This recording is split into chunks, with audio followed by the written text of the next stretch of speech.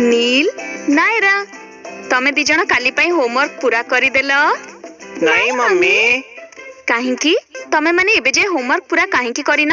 तम टीचर दुख करिवे जदी तमे तम होमवर्क पूरा करि नथिबो।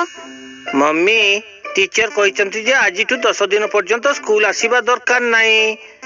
गणेश पूजा पई हमर छुट्टी अछि।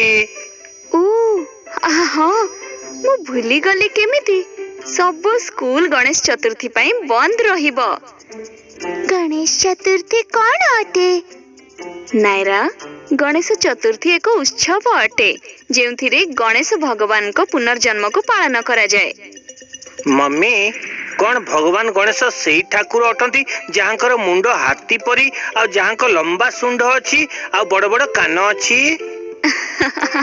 हाँ नील भगवान गणेश का मुंड एक हाथी रही अटे। एही वर्ष आगो को आमे आम सोसाइटी रे मध्य गणेश चतुर्थी सेलिब्रेशन करबाकू जाउछु। एहा मोर पसंदर उत्सव मध्यरु गोटे। मम्मी मते देखिबार अछि जे भगवान गणेश केमिति देखा जांती।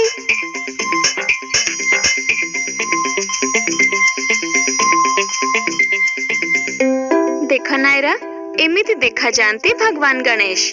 यांकर दुईटी सुंदर आखि अछि आ गोटे ट्रंक जहाँ को सुंड भी कहा जाए। गोटे आउ अधा दांत आउ दुईटा लंबा कान बिल्कुल हाथी भली। यांकर नाम अटे जेमिति कि एकदंत, गजानन, विघ्नहर्ता आउ एमिति बहुत किछि। वाओ ताले ये हाथी मानकर भगवान अटंती? नाही नायरा ये समस्त को भगवान अटंती। ये हाथीर मुंड विषय रे गोटे बहुत सुंदर कहानी अछि। मम्मी प्लीज हमको से कहानी सुनांतु मैं जानिबा को चाहूची। निश्चय नायरा मु तुमको भगवान गणेश को कहानी सुनाउची। बहुत वर्ष पूर्वरु देवी पार्वती शिवंक स्त्री भगवान गणेश को बनेले तांको मनीष रूप रे तयारी करा जायथिला।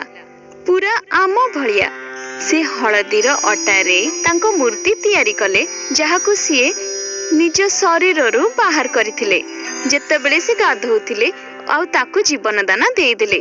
देवी पार्वती बहुत खुशी आउ प्रफुल्लित हेले जे तांको गोटे बहुत सुंदर पुओ मिलिला आउ से तांको मम्मी हेई गले। दिने गाधेइबा को जीवा आगरु से भगवान गणेश को कहिले जे घर कबाट दुआरे